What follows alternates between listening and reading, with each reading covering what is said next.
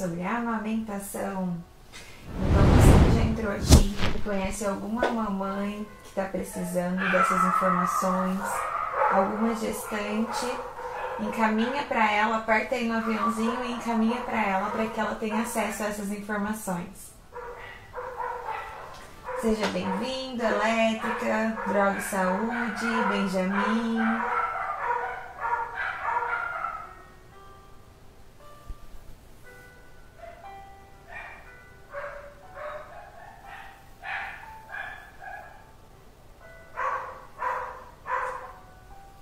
Oi, Ana, obrigada pela sua presença.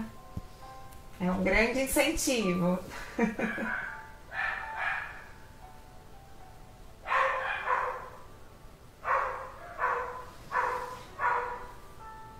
Renata, quando você quiser entrar, tá?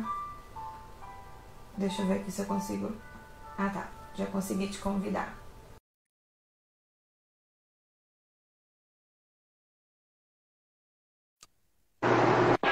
Seja bem-vinda, Elô. Elcino. Oi, Renata. Oi, Ellen, tudo bem? Tudo bem, e você? Tá me ouvindo? Me Tudo bem, vendo graças a Deus. Sim? Sim. Eu tenho alguns cachorros e eu vi que eles começaram a latir. Vocês estão escutando? Vocês escutaram? Eu ouvi um pouquinho lá no fundo. Então, tomara que não passe ninguém mais na rua. Você tá me ouvindo bem? Tô ouvindo bem. Tá. Bom, acho que dá para esperar o quê? Um minutinho, né? Pra gente começar? Dá. O que você acha? Dá sim. É um prazer ter você aqui, já vou falar desde já, que vai ficar gravado, para quem assistir já vai ficar um prazer que você aceitou o meu convite, desde que eu te conheci, desde que eu descobri que você era enfermeira, principalmente da área obstétrica e materno-infantil, eu falei, opa, tem que fazer uma live com a Renata. Graças a Deus deu certo agora. E a gente se encontrou de uma forma assim até engraçada, né? A gente veio se encontrar aqui em Minas Gerais, vinda do mesmo estado e Exatamente. da mesma igreja e ainda atuando na mesma área profissional também. Pois é. Não é uma live cristã, mas a gente sabe que nada é por acaso, né? Todas as coisas têm um propósito. Então, vamos aí. Gente, eu acho que dá para começar, né? Renata, eu vou começar me apresentando e depois você... Porque como vai ficar gravado, eu acho importante que talvez só por compartilhado, às vezes tem pessoas que talvez não nos conhecem, não sabem como a gente atua, né? Aí pelo menos a pessoa vai ficar sabendo. Então, para quem não me conhece, eu sou Ellen, sou psicóloga, perinatal e parental. Comecei a atuar nessa área depois da minha experiência com a maternidade, que foi um pouco dolorosa em alguns pontos, o que me fez querer estudar e entender mais sobre a maternidade, principalmente sobre as mudanças da gestação e o que isso gera no puerpério, né? Que para quem não sabe, o puerpério é o pós-parto. E uma das questões assim que a gente percebe que são primordiais no preparo, né? Porque eu trabalho com pré-natal psicológico e no pré-natal psicológico a gente fala sobre essa preparação, né? Com relação às mudanças da gestação, o que esperar com relação ao parto e as questões que a gente pode vivenciar no pós-parto. E uma das dificuldades que mais surge, mas que a gente percebe que as mamães, né, ou as futuras mamães menos olham, é para a questão da amamentação, né? A gente está grávida, a gente se preocupa com o enxoval, a gente se preocupa com as roupinhas, com o quartinho, a gente se preocupa se o bebê está saudável, se preocupa que ele tem que sair, então a gente acaba focando muito mais na questão do parto, né? E a gente se esquece que o bebê se alimenta, né? Que ele precisa comer. E como que ele come? É o mamar, né? E aí a gente esquece que precisa dessa preparação física e emocional. E aí por isso que a Renata está aqui, porque hoje ela vai falar muito sobre essa preparação física tão importante. E aí eu queria que você se apresentasse e falasse sobre o seu trabalho. Boa noite, então, para todo mundo. Uma boa noite aqui também para Bem Nascer, que falou parabéns para nós, o Eric, nosso amiguinho, tá aí também, boa noite. Meu nome é Renata, eu sou enfermeira, sou então consultora, né, materno-infantil. Tenho um canal no YouTube que se chama Amamentando com Amor, onde eu abordo vários temas relacionados à gestação, ao cuidado depois do nascimento com o bebê, temas nessa área da materno-infantil. E o meu Instagram também, o @RenataBlaskov, que está sempre, todos os dias, eu atualizo, né, com postagens referentes também a essa área e algumas outras áreas que são de interesse, né, na questão que envolvem essa gestação e depois o nascimento também. Eu trabalhei alguns anos, não há muitos não, né? Alguns anos atrás, num berçário, foi o meu primeiro contato com a amamentação. E depois eu fui trabalhar só com adulto e em 2015 eu voltei a trabalhar mais especificamente na área da amamentação, que foi onde eu comecei a trabalhar na maternidade. E aí eu fui aprendendo a amar a amamentação e fui fazendo cursos para poder ganhar mais conhecimento teórico, porque o conhecimento prático eu já fui adquirindo ali no dia a dia. Então eu quis juntar esses dois conhecimentos para poder ajudar as mães que desejam amamentar. Muito bem. Então vocês conseguem ver, né, que a Renata ela tem uma grande experiência. Ela só está agregando aí a questão da consultoria, né, mas ela sempre atuou nessa área. Então, muito bom, Renata. Então, como eu falei um pouquinho na introdução, né, por que surgiu o interesse em falar de amamentação? Como eu falei, eu faço pré-natal psicológico, então no pré-natal psicológico individual a gente trabalha nessas questões do parto, né, da parentalidade, a construção da maternidade, da paternidade e do preparo para a amamentação. Quando a gente trabalha e faz esse trabalho em grupo no pré-natal, normalmente a gente traz um profissional para falar. No individual, a gente acaba que não tem, né, essa presença do profissional. E a gente vê que é muito importante que desde a gestação, a gestante ela já tenha o conhecimento que existe um profissional, né? Porque hoje eu percebo assim, hoje eu estou na minha segunda gestação, eu percebo que a gente já tem essa informação, porque muitas vezes a gente passou por dificuldade no primeiro bebê, digamos assim, e aí a gente busca, né? Mas o ideal seria que a gente soubesse isso desde a primeira gestação. Então, assim, por que a gente faz esse trabalho de conscientização? Para que as mamães saibam desde o início que existe esse profissional, que é o consultor de amamentação, que auxilia a preparar para a amamentação no pós-parto, né?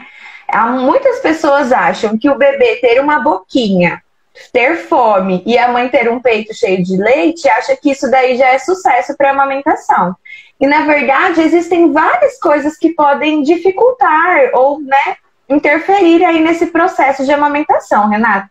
Você poderia falar de dessas coisas que acontece? Tipo, surgiu hoje na caixinha que eu coloquei nos stories, a mastite, né? Então, assim, eu tenho uma amiga que sofreu com a candidíase mamária. Então, são várias coisas que podem surgir. Você pode falar um pouquinho sobre isso pra gente? Sim, então, o ano passado, com a chegada aí da pandemia, né, do isolamento social, os grupos de gestantes que aconteciam nos pré-natais, pelo menos da rede pública, eles foram deixados um pouco de lado. E eu percebi que as mães que chegavam até mim, na maternidade, na sala de ordenha, elas tinham muitas dúvidas sobre a amamentação. E dúvidas, assim, que eram coisas simples, que poderiam ter sido abordadas durante o pré-natal. E eu perguntava, vocês tiveram orientação durante o pré-natal? Não, não tivemos. E foi aí que veio a ideia de criar o canal para falar sobre esse assunto, para orientar as mães. Porque por mais que você busque informações na internet, às vezes você está buscando informação de uma pessoa que passou por uma experiência. É muito válido, mas não se aplica a todo mundo. Às vezes, o importante é você buscar informações assim, de profissionais que vão te orientar de forma correta. A gente fala sempre das informações científicas com evidências, né?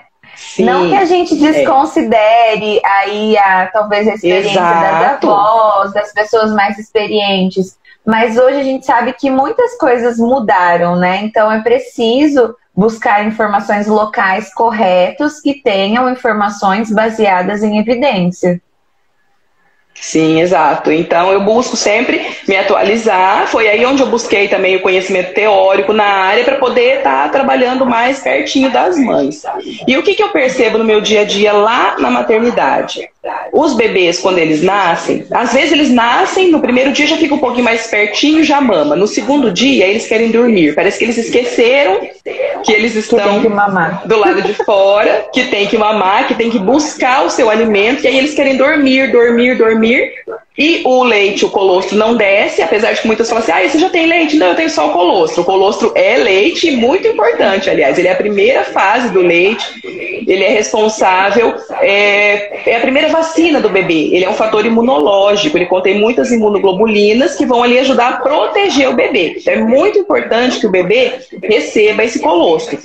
Por isso que a gente fala muito, bate muito naquela tecla da golden hour, da primeira hora, o contato pele a pele ali do bebê com a mãe nessa primeira hora de vida. Às vezes ele não vai sugar, mas ele vai ali passar a linguinha, ele vai fazer aquele contato pele a pele e vai ter uma reação hormonal. Isso aí já vai estimular a produção de leite. A própria saída da placenta também vai estimular essa saída de leite, e aí vai ter respostas hormonais, vai entrar em ação a prolactina, que ela faz a produção do leite, a ocitocina, que faz o leite descer, e tudo isso vai trabalhando para ajudar na amamentação. Mas o leite pode ser que não desça já no primeiro dia. Tem mães que têm expressão de colostro ainda já na gestação. E tem umas que o bebê nasce, já começa a surgir ali umas gotinhas. E tem outras que demoram um pouquinho mais. E eu percebo que quando tem uma falta de orientação, a ansiedade toma conta. Porque a mãe vai pensar o quê? Meu bebê está com fome, meu bebê está passando fome. Mas, na verdade, ele não está passando fome. O pouquinho que ele conseguir extrair, para ele já é suficiente, porque o estômago dele é muito pequenininho e ele tem uma certa reserva.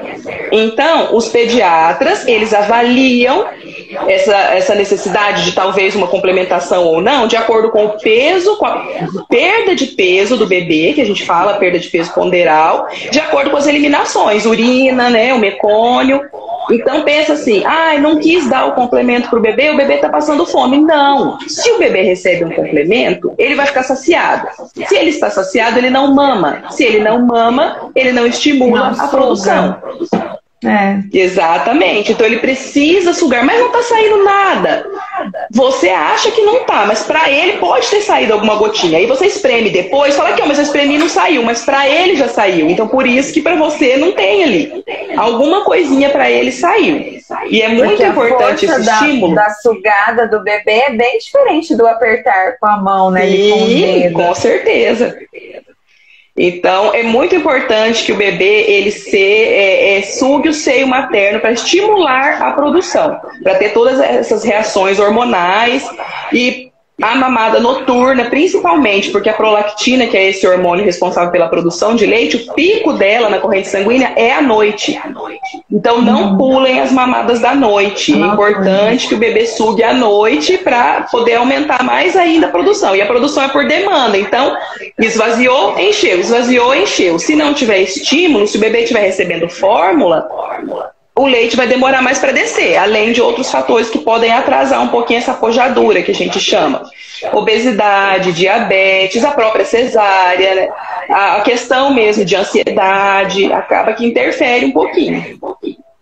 Então, eu quero só abrir um parêntese, né, na nossa conversa sobre a amamentação para falar sobre a questão do parto, né?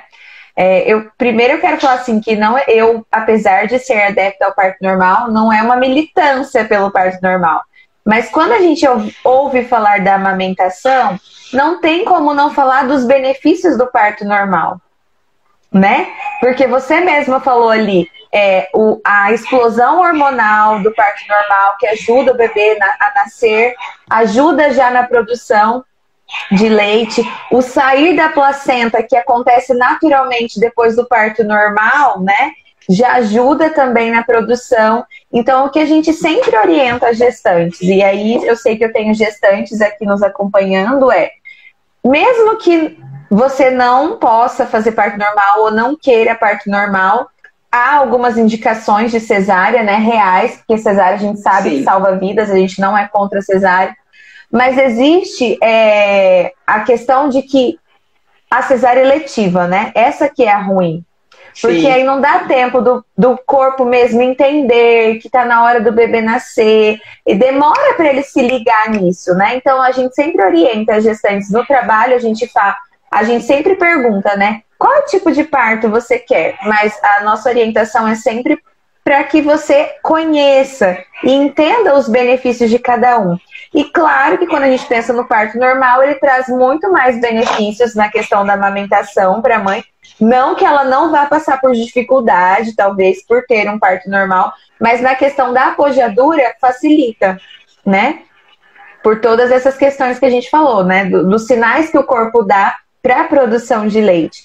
E quando a mãe prefere o parto cesárea, a gente sempre orienta. Então, espere entrar o quê? Em trabalho de parto, pelo menos, né? Faça, não sei, você pode me corrigir, que você conhece os termos técnicos, seria cesárea intraparto, seria isso, né? Isso. Ela espera, né, entrar em trabalho de parto para depois fazer a cesárea.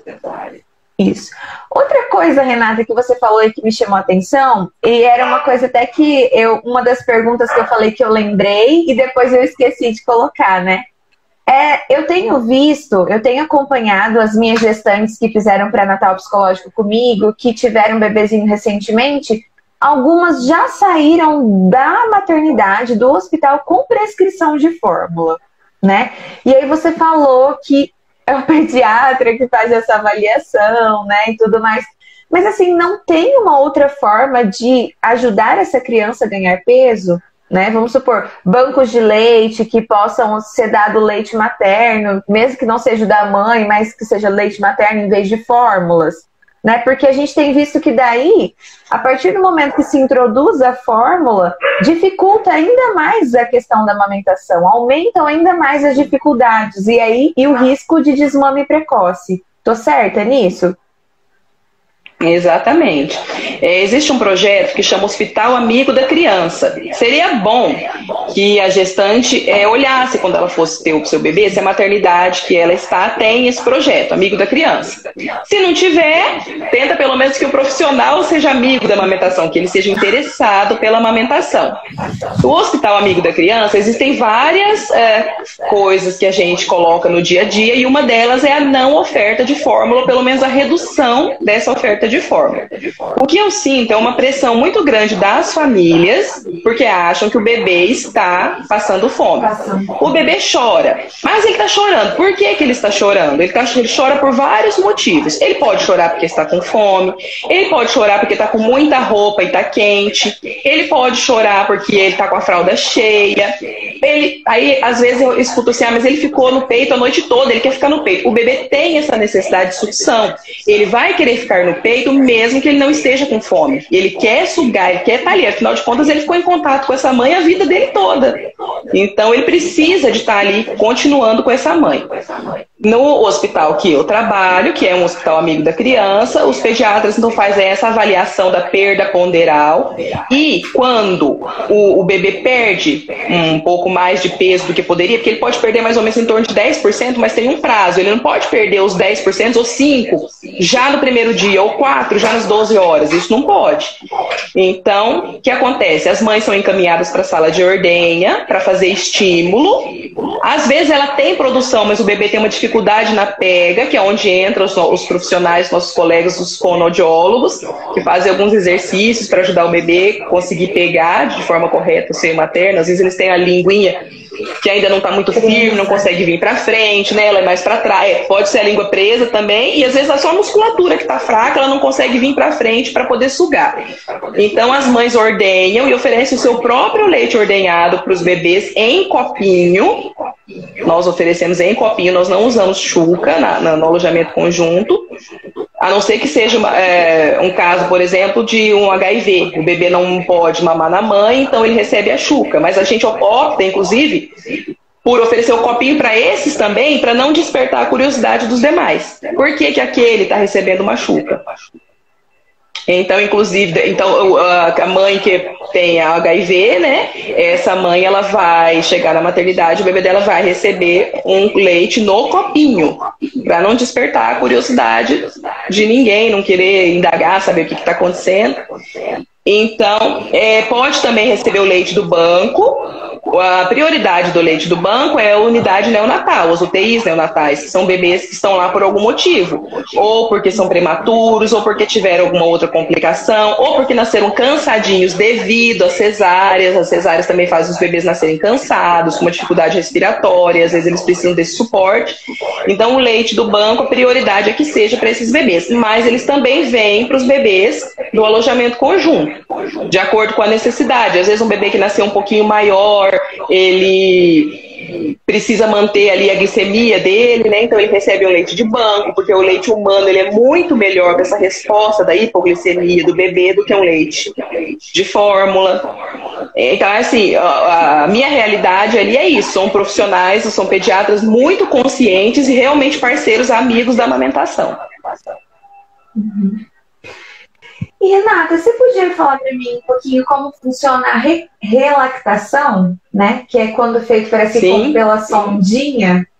Porque daí, no caso, algumas mães, por conta dessa dificuldade de já sair da maternidade, do hospital usando fórmula, aí o bebê começa a rejeitar, né, o peito, porque é muito mais fácil mamar na chuquinha, que o fluxo é maior, que não precisa fazer tanto esforço. Mas aí depois a mãe tenta, né, retornar para o caminho normal, natural, digamos assim. E daí a relactação é uma opção para isso, né? Como que funciona? Isso é. A relactação, ela é para esses bebês que precisaram mamar, mamar na mamadeira, ou que seja, né, às vezes foram até no copinho mesmo, não chegaram a sugar o seio materno, precisam aprender a sugar o seio materno, e aí o processo chama translactação. No que ele consiste? Ele consiste em colocar o leite ordenhado da própria mãe ou a fórmula num copinho e uma sonda dentro desse copinho, e ela vai ser colocada aqui na mama, aqui do ladinho da areola. Então, a hora que o bebê pega o seio materno e começa a sugar, às vezes a mãe até nem tem produção de leite, mas o bebê vai vir o fluxo do copinho, vai vir como se fosse um canudinho. E aí ele vai reaprender a mamar na mãe, e a partir do momento que ele está sugando aqui, ele vai estar fazendo estímulo também de produção para esse leite materno. E a translactação, ela tem uma prescrição específica, ou qualquer mãe que tente fazer esse caminho de volta para a amamentação no seio de uma forma mais saudável, ela pode? Pode fazer também, mas é bom que ela procure a orientação de um profissional para fazer de forma adequada, principalmente com higienização de material, com descarte da sonda, sempre uma sonda nova, para essa criança não ter uma gastroenterite. E tem um produto no mercado que chama Mamatute também, ele costuma ser fácil para as mães manusearem. Por que eu tô falando isso, né? Porque eu sei que, como eu te falei, muitas gestantes têm passado por essas dificuldades, e nem todas têm esse conhecimento, né? Que existe essa técnica, esse procedimento que pode ser feito para ajudar o bebê a voltar para o seio. É uma coisa fácil? Acredito que não, né? O processo é delicado, né? Demanda tempo, esforço. Sim, e é bom também essa técnica da translactação, que ela serve até para quando o bebê a mãe estiver voltando a trabalhar, porque tem muitas pessoas que têm dificuldade de oferecer o copinho para o bebê. Então, às vezes a mãe vai voltar a trabalhar e ela quer manter a amamentação e tem condições de manter. Só que o bebê tem que continuar recebendo esse leite no copinho para não perder o estímulo da sucção. Então, dá para pôr essa sonda também no dedo de quem estiver oferecendo o leite, e o bebê vai estar sugando o dedo da pessoa. Já está sugando o dedo e a sondinha junto. Então, ele também é uma forma de manter a amamentação e não acontecer o desmame por conta da volta ao trabalho. Renata, falando dessa questão da volta ao trabalho, da questão da amamentação na chuca, eu lembrei da questão da confusão de bico, que muitas vezes acontece também, né? O que você pode falar pra gente sobre isso, sobre a confusão de bico? Como isso interfere na amamentação? Sim, a confusão de bico é porque quando o bebê ele vai sugar o seio materno, ele precisa trazer essa língua para frente para estar abocanhando aqui o seio materno. E o bico, a chupeta, deixa eu só pegar aqui uma. pegar um ajudante aqui. O bico da chupeta, ele empurra essa língua para trás. E ele faz um movimento oposto do que o que precisa para amamentação. Então, a chupeta é um assunto assim bem delicado, né? Porque muitas pessoas optam por usar. Eu mesma usei a chupeta também. Então, qual que é a nossa orientação? Se você vai usar a chupeta, espere a amamentação estar bem estabelecida. A amamentação ela precisa estar bem estabelecida para que o bebê não esteja tipo maduro já na amamentação, para que ele não confunda esses bicos. Então, ele precisa estar com a amamentação boa, com a pega correta, não tá machucando mais a mama, tá sugando direitinho, e que essa chupeta não seja sempre, ela é só um pacificador. Eu até comentei hoje de manhã numa postagem, né, nos Estados Unidos, se for procurar chupeta, ela é pacifier, então ela é um pacificador pro bebê, é só para às vezes ajudar ele a dormir, um momento que ele tá um pouquinho irritado, não é aquela coisa constante, porque ela também atrapalha a dentição da criança. Sim. Realmente, eu falo isso para as pessoas, porque a gente ouve muito, né? Eu amamentei a Cecília quase até os 3 anos. E aí eu ouvi assim, essa menina tá fazendo seu peito de chupeta. Eu falava, espera aí.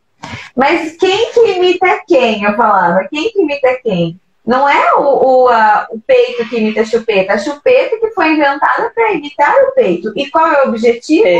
Acolher, né? Acalmar, ninar. Porque muitas pessoas não sabem, então talvez eu vou comentar aqui, você possa até explicar melhor, que a questão a amamentação, ela não é só fome para o bebê, né? O bebê vai pro peito, ele busca o peito por quê? Porque ele tá com fome, porque ele tá com sede, porque ele quer se acalmar, porque ele quer acolhimento, afeto. Então, são muitas coisas, né? E daí isso a gente divide entre a sucção nutritiva e a sucção não nutritiva. E ambas são a sucção não nutritiva. E ambas são importantes para a produção de leite, né? Então não é ruim o bebê ficar ali no peito muito tempo. Não, de forma alguma. Inclusive, eu até postei aqui essa semana no meu Instagram uma nota técnica que saiu do Ministério da Saúde do uso da amamentação para analgesia dos bebês em momentos de procedimentos. Vacina, teste do pezinho, coleta de sangue. Permitir que esse bebê fique ao seio materno para que ele fique mais calmo durante os procedimentos. E eu já passei por isso no ambiente hospitalar. Porque os bebês que nascem ou grandes ou muito pequenos, os extremos, eles precisam fazer a glicemia capilar, que a gente chama, né? Para poder medir como que tá essa glicose no sangue dele. E o furinho que é feito no calcanharzinho, assim, ó, pega uma agulhinha, uma lanceta e faz um furinho aqui. Quando o bebê tá no seio materno, ele não chora. Você faz o furinho, coleta e ele fica tranquilo. Quando a gente tem que fazer uma medicação, ele fica muito mais tranquilo. Eu tenho observado, quando eu vi a nota técnica, eu falei, nossa, é bom, porque essa aí eu já tenho até a prática, que eu costumo usar essa mamalgesia para poder ajudar a acalmar o bebê nesses momentos. Sim. E tem uma idade limite para essa questão da analgesia com o peito, nesse caso? Não tem, porque lá fala bebês ou crianças, então não tem um limite, não. Porque eu lembro que quando eu tive a Cecília acho que ela tinha perto de 1 ano. Nós fomos colher sangue e a Cecília, ela é terrível para colher sangue. Eu já falei que eu nem levo mais para colher sangue. Porque fura e não sai sangue nenhum. Ela fica tão nervosa, chora que as veias fogem. E aí eu lembro que eu falei pro Natácio, falei assim, eu vou pôr ela no peito, porque daí é mais fácil. E ele falou assim, não, você não pode pôr ela no peito, porque senão ela vai afogar. Sim, porque hoje é uma orientação, né, uma nota técnica, mas naquela época, que já faz uns 2 anos e quando eles falavam sobre isso, mas ainda não tinha, talvez, acho que todas as evidências, eu não sei explicar. Sim, mas eu pesquisando sobre isso, eu vi, daí no dia que eu fui tirar sangue com ela, eu falei pra ele, eu vou pôr ela no peito, porque eu li, né, que isso ameniza a dor, acalma a criança. Ele falou, não, se não é perigoso ela afogar. Daí não deixou eu colocar ele no peito. Aí ela chorou, não conseguiu tirar sangue. Fomos embora. Se tivesse colocado no peito, ela não teria chorado. E não conseguiu tirar o sangue necessário. Enfim. Mas é bom aí para as mamães. É questão mesmo de orientação, né? Isso aí, para as mamães que estão chegando, eu tô vendo aqui que tem várias mamães com babies aqui, a Isabela, a Aline, a Jeta, com o bebezinho piquititinho, né? Então, dessas mamães, tem outras que são gestantes, como eu falei, que vão já ter o conhecimento dessas informações. Nessa semana que passou, eu falei... Tem a Mariana aí também, que é gestante, ela tá aí com a gente. Muito legal. Sobre a importância da gente buscar informações, né, na gestação, para se preparar para a maternidade. A gente estuda para fazer prova, a gente faz faculdade para ter uma profissão, a gente está sempre estudando alguma coisa e outra. E a gente acha que para ser mãe, para ser pai, a gente não precisa estudar. Que é uma coisa instintiva. Nasce um bebê, nasce uma mãe. E, na verdade, a gente sabe que não, né? Que se existe uma tarefa que é árdua e que necessita de estudo e preparação, é a maternidade, né? Sim, Renata, eu vi um post que você fez, eu não sei, acho que foi ontem ou hoje, sobre a questão de doer, né? Sobre a dor ao amamentar. Dor. E assim, na minha cabeça, eu li seu post, mas na minha cabeça eu sempre ficava assim, não, mas eu acho que amamentar é normal doer. Pelo menos nos primeiros dias, em algum momento vai doer, né? E parece que não deveria doer, né? Deveria fluir, claro, talvez um incômodo, porque a mama não está acostumada a ser sempre o tempo todo esfolada, coitada. Mas assim, a dor, as fissuras, aquele machucado que a gente vê tanto sangrar, né? Então, assim, fala um pouquinho sobre isso pra gente, sobre o seu post de ontem. Então, eu ouço muito lá no hospital, eu já ouvi mães que tiveram o segundo filho e elas dizem assim, não, eu amamentei da outra vez, às vezes me chamam lá assim, depois que já apareceu uma fissura. Ou às vezes eu fiquei de folga, voltei uns dias depois e aí tem uma mama fissurada ali, vai lá olhar. Aí eu vou avaliar essa mama e a mãe fala, não, o meu outro filho também foi assim, mas eu aguentei, porque precisa amamentar e, né, eu aguentei, doeu, mas eu aguentei. E tem umas mães que chegam até, parece que elas, na hora que o bebê pega o peito, sai até do lugar, assim, né? Sim, então, o que eu digo? A amamentação, foi o que você falou e agora, ela tem uma certa pressão da sucção do bebê numa mama que nunca foi estimulada dessa forma. E esse bebê, ele vai sugar e ela vai sentir aquela pressão, mas essa pressão ela vai diminuindo. Até a bombinha, quando a gente estimula com ela, a hora que põe a primeira vez, a mãe, tá doendo. A gente vai afrouxando. E às vezes a mãe até fala assim, a sucção dela é mais fraca que a do bebê dói mais. Mas é porque ela realmente não pode doer, nem o bebê mamando e nem a bombinha. Mas depois, conforme vai passando o tempo, ela fala assim, pode apertar, já melhorou. Então você vê que não é uma dor, foi só um desconforto. E a mesma coisa é com o bebê. Não pode continuar doendo, não é normal. Não, eu vou lutar porque eu quero amamentar. Sim, você quer amamentar, mas não é normal sentir dor. Se você sentir dor, alguma coisa está errada. A pega do bebê pode estar errada. Às vezes você acha que ele está pegando de forma correta, mas ele não está, porque a orientação é que o bebê, ele abocanhe boa parte dessa areola. É claro que uma boca pequenininha, às vezes a mãe tem um bicão enorme, que isso já aconteceu, e o bebê tem a boquinha pequenininha. É difícil, é complicado. Mas com o passar dos dias a gente consegue acertar. O importante é que o bebê abocanhe toda, se a areola for grande, ou pelo menos parte dessa areola, porque o bico ele é por onde sai o leite. Para fazer o exercício de ordenha, ele tem que ser a areola. É aqui que estão os ductos que vão liberar esse leite. Então, se o bebê pegar só o leite, o bico, ele vai ferir, vai ter essa fissura, vai sangrar, e aí vai acontecer o quê? O desmame. Algumas mães falam, eu vou aguentar e vou amamentar assim mesmo, mas outras têm um limiar de dor um pouco menor e acaba tendo desmame precoce. E a gente aí fala assim, mas passa pomadinha e tal. Nada não. A pomada, ela não é para prevenção. Então não vai adiantar você no final da gestação ou depois que o bebê nascer passar a pomada. Essa pomada ela é um tratamento. Uma pomadinha específica que é a base de lanolina, que não pode ser passada em grande quantidade, senão ela pode obstruir os ductos, vai criar um outro tipo de problema. Mas pode passar o próprio leite materno. Não tem estudos assim 100% comprovando, mas muitas pessoas que fizeram isso relataram melhora. Passar o próprio leite e expor ao sol. Deixar ali. Não pode passar o leite e deixar molhado, não. Tem que pôr no sol para secar. Se esse mamilo ficar molhado, ele vai ferir com mais facilidade. É igual a mão da gente, se ficar de molho lá muito tempo na água, ela começa a enrugar, né? Então não pode, não. Ele não pode ficar molhado. Se a mãe usar aqueles absorventes de seio, trocar sempre que tiver molhado, não deixar ficar molhado, não. E não deixar ficar raspando também no sutiã. Existem umas rosquinhas que a gente faz com a própria fraldinha, enrola ela e coloca nessa região, e aí o sutiã vai ficar longe.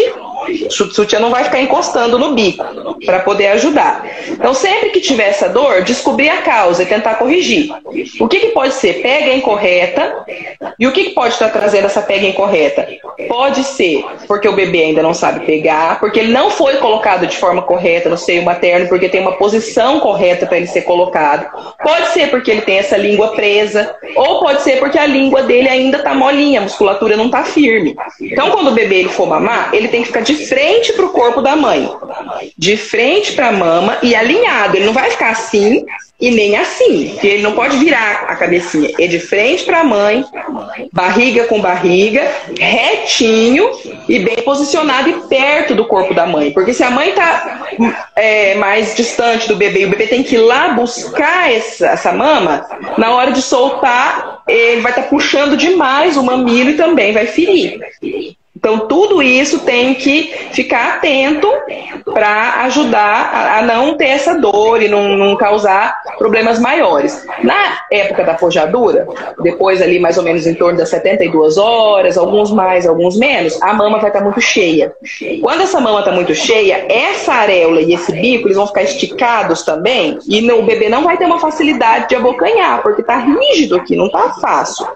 Então, precisa fazer a massagem, precisa fazer a ordenha ou com a bombinha ou manual. Não precisa amolecer a mama, não. Precisa deixar essa parte aqui macia para que o bebê abocanhe. A mama, os nódulozinhos que são formados aqui, vão ser feito massagem, mas quem vai diminuir esse leite que está parado aqui é o bebê através da amamentação. O que precisa se deixar macio é essa região aqui para que ele abocanhe. Ah, mas a minha mama está engurgitada, o tecido está esticado, está duro, mas o bebê conseguiu pegar. Vai ferir também. Não pode amamentar com essa mama cheia desse jeito. Tem que fazer a ordenha, ou com a bombinha, ou manual, com a massagem, dá um jeito de amaciar essa areola e esse bico para que o bebê consiga abocanhar de forma correta. E aí eu falo também, que eu tenho observado, a gente dá essas orientações, o canal está à disposição, mas como a consultoria de amamentação ela ainda está crescendo no mercado, não são muitas pessoas que conhecem, eu percebo que depois que o problema está instalado é que a pessoa desespera e vai procurar um profissional. Ai, me acorde, socorro, corre aqui. Mas Renata, isso é o de praxe, é igual a gente sempre fala da psicologia. A psicologia ela é algo muito mais preventivo do que de tratamento. Sim. Só que as pessoas só vão até o profissional psicólogo quando já estão adoecidos, né? Por que foi criado o pré-natal psicológico? Justamente para prevenir o adoecimento das mães. Né? Porque a gente sabe que maternar é lindo, que estar gestante é maravilhoso, a sociedade romantiza tudo. Mas a prática é bem difícil, né? E são muitos desafios. E hoje a gente já sabe que esse período da gestação, parto e pós-parto, é o período onde a mãe tem mais risco de adoecimentos psíquicos. E aí, você trazendo isso, eu acho que é a questão que todos os profissionais, maior parte dos profissionais veem. As pessoas só procuram ajuda quando os problemas já estão instalados. E normalmente de forma muito grave. Que às vezes fala assim, corre aqui que agora eu tô precisando de uma consultora. Agora não, né? Agora a gente tá precisando de um milagre. Porque o problema já virou uma bola de neve e vai ser difícil de contornar. E como você falou mesmo, esse misto de sentimentos que envolve a gestação e a maternidade, precisa mesmo desse acompanhamento no pré-natal, igual a amamentação. Conversa com o seu obstetra, peça uma consulta já com o pediatra. Você já sabe quem vai ser seu pediatra? Às vezes a mãe chega na maternidade pública, não, o pediatra vai ser o que tiver no plantão. Mas na maternidade privada, ela pode escolher o pediatra dela. Pode ser o que está lá no plantão, mas ela pode escolher um de confiança. Eu escolhi o meu. Então, na hora que eu entrei em trabalho de parto, que eu cheguei na maternidade, ligaram para ele, ela tá aqui. E aí ele ficou esperando eu entrar no centro obstétrico, né? E a hora que eu tava lá na mesa prontinha já para anestesiar, ele veio. Então, procure já um profissional que seja amigo da amamentação, procure um profissional consultor de amamentação. Por quê? O pediatra, por mais que ele seja amigo da amamentação, ele às vezes está com o consultório lotado, mesmo que seja público ou privado, porque eu acho que agora os convênios estão fazendo muita diferença do SUS. Você vai para lá 1h da tarde e sai às 7, 8 horas da noite. Então, ele vai avaliar o crescimento do bebê. Claro, ele vai perguntar, tá mamando? Como é que tá? Se ele vê que o bebê não cresceu de forma correta, ele pode até perguntar na amamentação. Mas às vezes ela vai sair de lá com a prescrição de fórmula. Por quê? O bebê não ganhou o peso da forma correta. Isso aconteceu comigo. Então meu bebê nasceu GIG, que a gente chama, ele foi grande para a idade gestacional, ele foi um bebê prematuro de 34 semanas que nasceu pesando 4 quilos. E ele amamentou, pegou bem o seio materno, mamou bonitinho e tudo, só que aí eu percebi que quando ele estava chorando, a linguinha dele fazia um coração. E eu comentei com o pediatra, falei, olha, a linguinha dele quando ele chora faz o coração. Ele falou, não, mas ele tá muito superficial, esse daí não atrapalha tanto assim não. Eu falei, então tá, beleza. Pode deixar para interferir depois. Eu falei, então tá bom. E aí eu continuei amamentando, quando ele estava com 4 meses, na consulta, ele não ganhou tanto de peso que precisava. Ele não perdeu, mas também não ganhou tanto que a gente queria. Então vamos colocar uma fórmula aí para você complementar essa amamentação. E o que faltava naquele momento? Porque eu ainda não atuava na área da amamentação, não tinha o conhecimento que eu tenho hoje. Da linguinha. Faltava ter feito a frenectomia, que a gente chama, que é o piquezinho na língua, para poder ele conseguir mamar de forma correta. E uma coisa básica, simples, a troca do peito entre as mamadas. Como que é isso? Você tem que... O que você escuta? Você tem que dar mamar nos 2 peitos. Você dá mamar agora nesse peito, depois você dá nesse. E o que acontece? O leite anterior e o leite posterior, ele é diferente a constituição dele. O leite anterior é um leite mais líquido para hidratar o bebê. E o leite posterior é um leite mais gordo. Quando que você sabe se o bebê tomou o leite magro ou leite gordo? Não tem como saber em questão de tempo. Teve uma época atrás que a gente falava que ele tem que mamar pelo menos 20 minutos. Não. Tem bebê que vai conseguir esvaziar uma mama em 10 minutos. Se ele esvaziou a mama, aí você sabe que ele tomou o leite magro e o leite gordo. Se você faz a troca de forma errada, o seu bebê bebe leite magro do lado de cá, passou para cá, bebe leite magro do lado de cá, o bebê mamou o dia inteiro, mamou a noite inteira, mas não vai ganhar peso, porque ele só hidratou. Então, o importante é oferecer as 2 mamas na mesma mamada, seria ótimo. Desde que uma esvazie toda a mama para depois passar para outra. Se o bebê dormiu, não conseguiu mamar as 2 mamas e dormiu antes, quando ele for mamar de novo, coloca de volta naquela mesma mama que você terminou. Aí esvaziou ela, depois é que vai para outra mama. Então sempre procure esvaziar toda uma mama para depois passar para outra. Sim. Muito interessante, né? Essa questão de se atentar a esvaziar a mama. Renata, tem uma pergunta aqui, eu já vou falar dela, porque vai que depois a gente esquece, o papo tá muito bom, ainda tem um monte de coisa que eu queria perguntar e o tempo já tá quase terminando. Então, a Jéssica perguntou aqui, a Jéssica é minha amiga, também é psicóloga, minha parceira de pré-natal psicológico nos grupos, e ela agora é mãe de segunda viagem do Miguel, e ela teve um pouquinho de dificuldade na primeira amamentação e tá passando por um pouco de dificuldade agora, então ela quer saber, quando a mãe sente muita dor ao amamentar, o leite pode diminuir? Será que isso interfere? Pode diminuir, porque se ela está sentindo dor, ela não vai conseguir amamentar ele o tempo suficiente. E aí ele vai ter pouco estímulo e vai diminuir a produção. Entendi. Tá vendo aí, já é.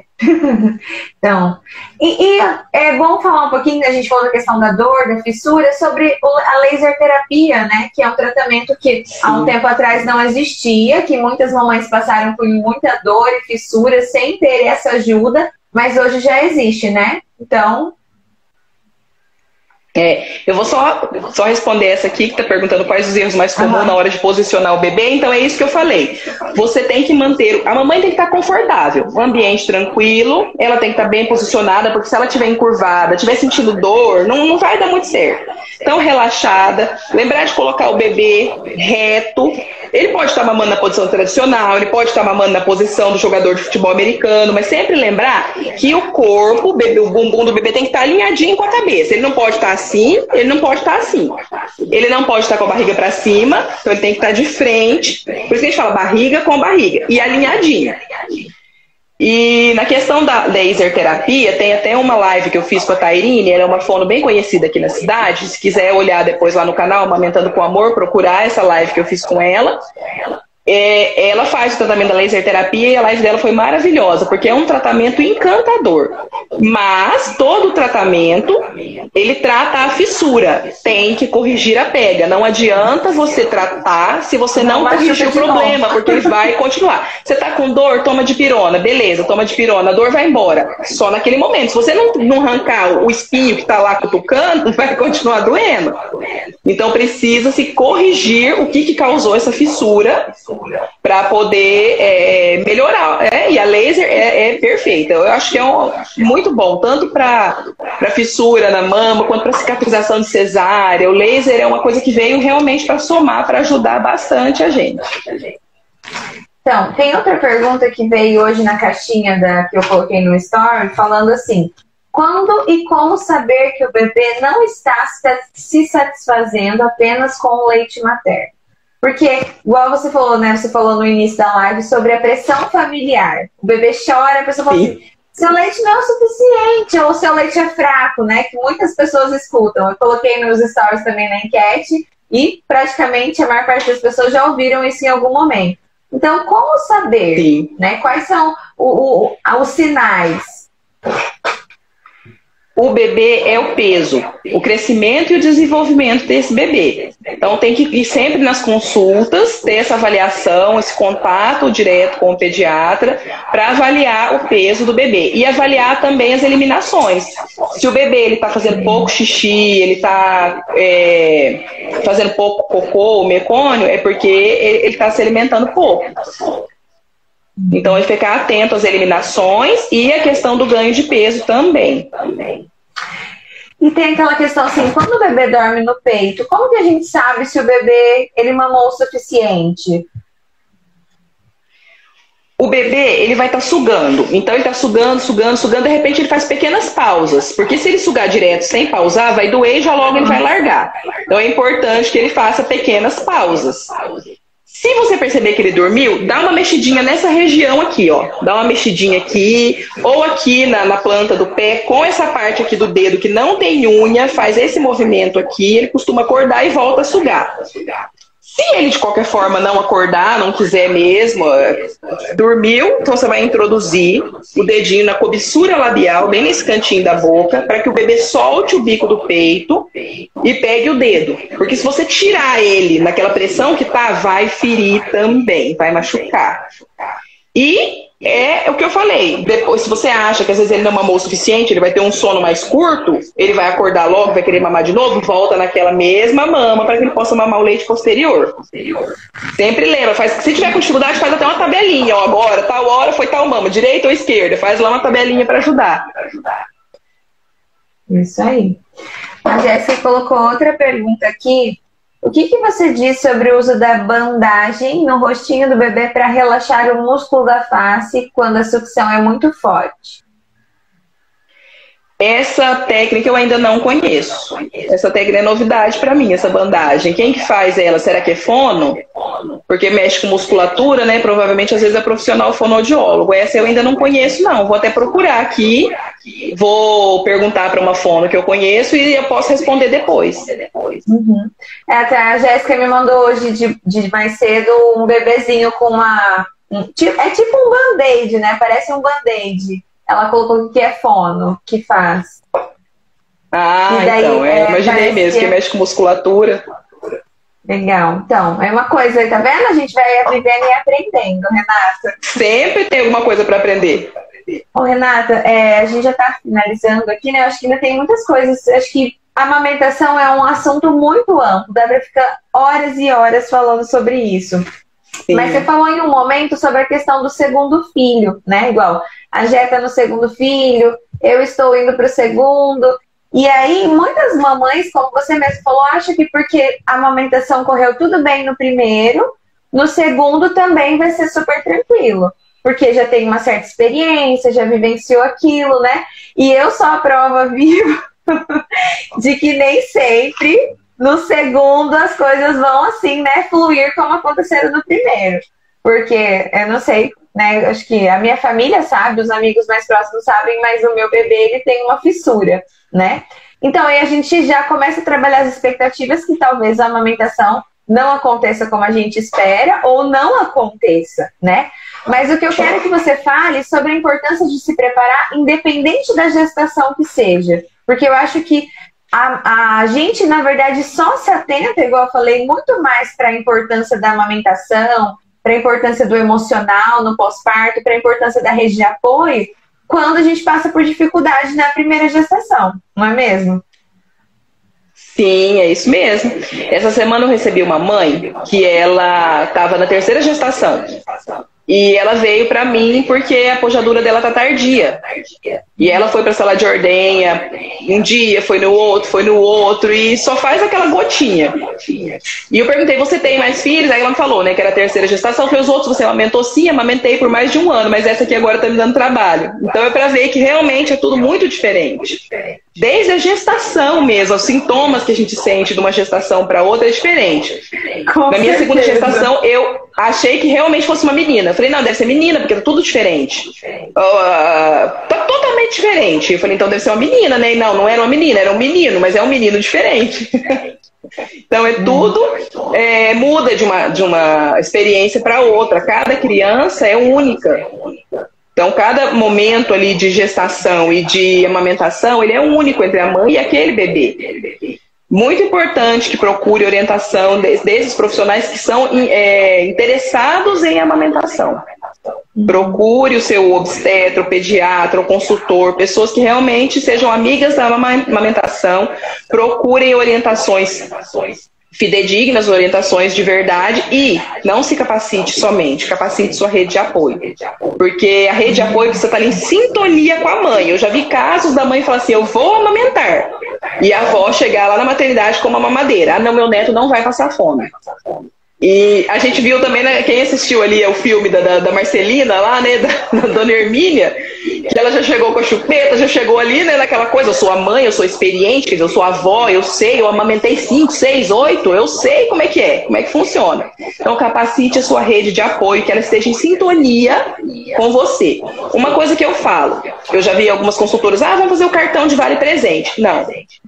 Eu não faço, não recrimino quem faça, mas por quê? A consultoria de amamentação tem que ser um desejo da mãe. Você vai dar para ela um cartão de vale presente de uma consultoria de amamentação, mas ela não quer amamentar.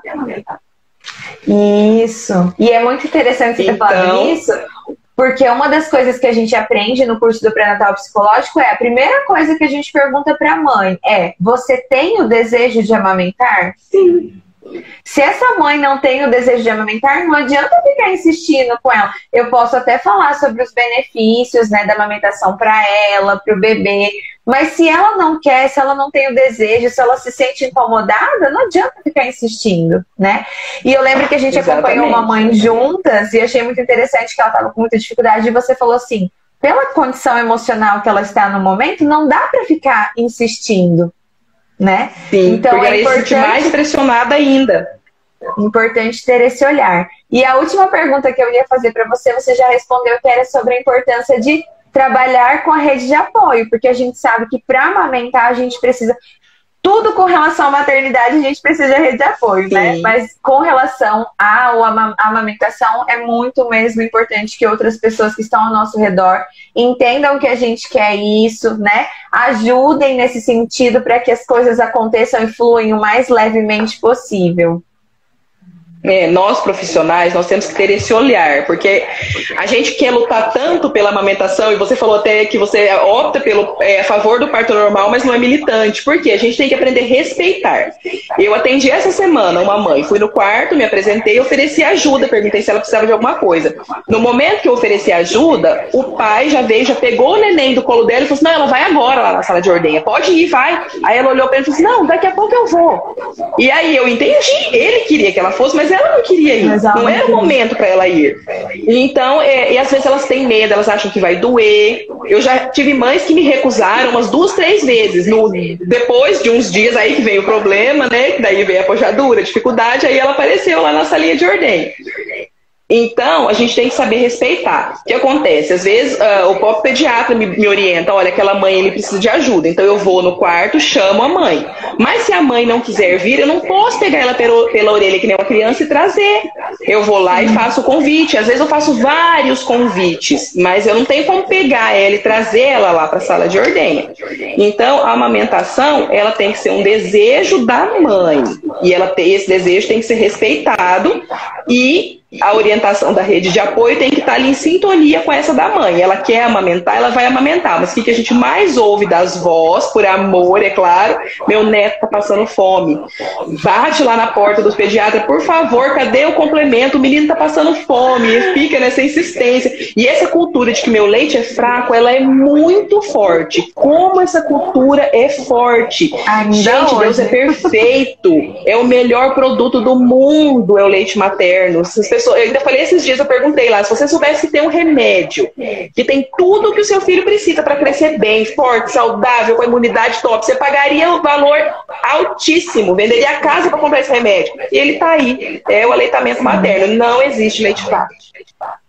Pois é, Renata. Inclusive, né, essa semana que passou, a gente teve uma consulta com um cirurgião plástico para falar sobre as cirurgias do Emanuel. E uma das coisas que ele falou assim provavelmente você não vai amamentar, vai ser muito difícil você amamentar ele no seio, mas tire o leite, você vai ter que fazer o uso da bombinha, tirar o leite e dar para ele, porque a gente precisa que ele esteja saudável para fazer a cirurgia, né? Claro, e como que ele vai estar saudável? Tomando todo o leitinho da mamãe. Então, sim, não é fácil, né? A pressão é grande, mas a gente tem que entender que é um benefício e que é algo que não tem custo, no sentido financeiro, pelo menos, né? Sim, sim. E com acompanhamento do fonoaudiólogo, nesse caso, a amamentação é possível e existe até uma posição que eu já orientei em alguns vídeos, que é a posição de cavalinho, porque o bebê não tem perigo dele engasgar, né? Ele já facilita a deglutição. Mas aí sei que a ansiedade sempre gera, mas vai dar certo. Vai. Gente, então, olha, eu só quero falar agora no finalzinho que essa questão, né, do ajuste da rede de apoio, né, ajustar as expectativas, aquilo que a mãe quer, entender e respeitar, é uma questão que a gente também trabalha no pré-natal psicológico, né, porque a gente sabe da importância de estar todo mundo alinhado com os desejos e necessidades, não só do bebê, mas principalmente da mãe. A gente percebe que na gestação e no pós-parto os olhares se voltam muito para o bebê, para a necessidade do bebê. Sim. Mas a gente esquece que a mãe está ali num turbilhão de emoções, hormonal, ambiental, de sentimento, mudanças de papéis. Então, queridos, né? Vou apelar aqui para que vocês tenham um pouco mais de sensibilidade e cuidem das mães, né? Vejam o lado delas, respeitem as vontades delas, né? E aí eu quero aproveitar, né, Renata, esse momento para explicar novamente para quem está entrando agora que a gente fez essa live porque a gente percebe a importância de trabalhar né, de trabalhar a questão da amamentação no pré-natal, né? Como Sim. a Renata falou, não esperar os problemas virem lá na frente no pós-parto, para daí você buscar saber que existe um profissional que trabalha essas questões, que visa, né, cuidar aí da amamentação de uma forma muito tranquila e saudável. Então, o objetivo, acho que em todo o pré-natal, é buscar informação e profissionais que se alinhem com as nossas necessidades, com as nossas expectativas, com aquilo que a gente acredita, com aquilo que a gente quer pra gente e pra nossa família. E aí, falando nisso, eu vou aproveitar para fazer a propaganda do pré-natal psicológico, que é esse trabalho, né, voltado para gestante, mas que não é só para gestante, mas também para os avós, para os companheiros, para alinhar essas expectativas.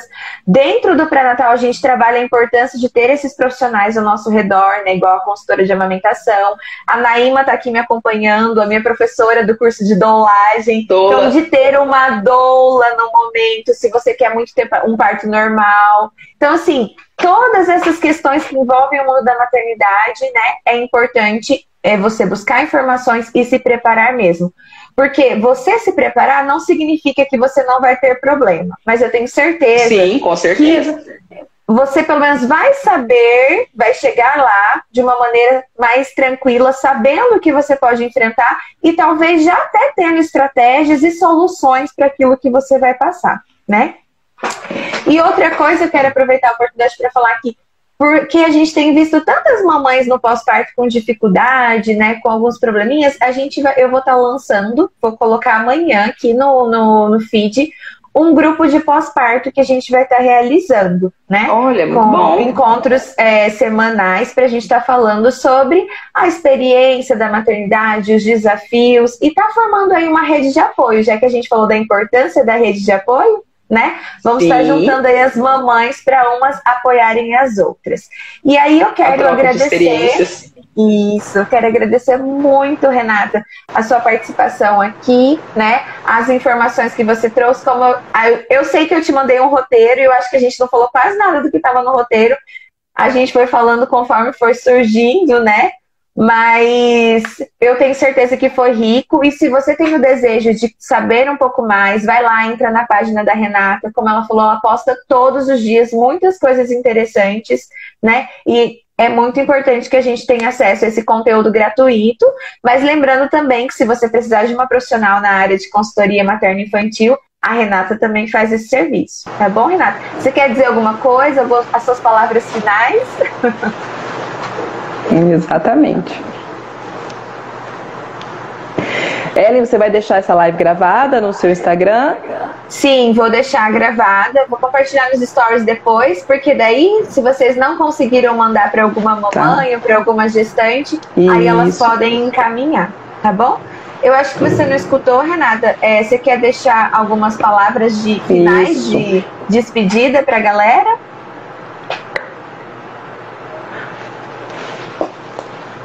Vou deixar assim. Eu vou deixar também a resposta. Eu vou procurar a resposta para a Jéssica da bandagem. Eu tenho aqui uns consultores, uns amigos fonos, que é a Tairine e o Carlos. Vou conversar com eles. Vou deixar a resposta. Então, no próprio a gravação que você vai deixar da live, eu já deixo lá nos comentários. E eu estou à disposição com o meu canal no Instagram, no YouTube, no Facebook. Eu tenho também o GPS da amamentação, que é um grupo que eu coloco as orientações lá também. São as mesmas orientações do Instagram. E eu estou à disposição, eu agradeço muito, fiquei muito feliz, foi uma honra estar aqui com você, e foi um bate-papo muito bom. Eu sei que se a gente for falar de amamentação, a gente ficaria horas aqui falando, porque tem muita coisa para ser dita.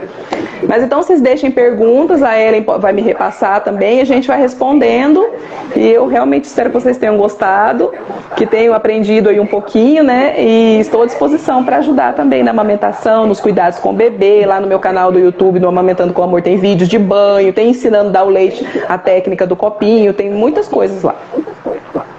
Isso, muito bacana. Então é isso, pessoal. Talvez vocês não tenham tido aqui todas as respostas para, né?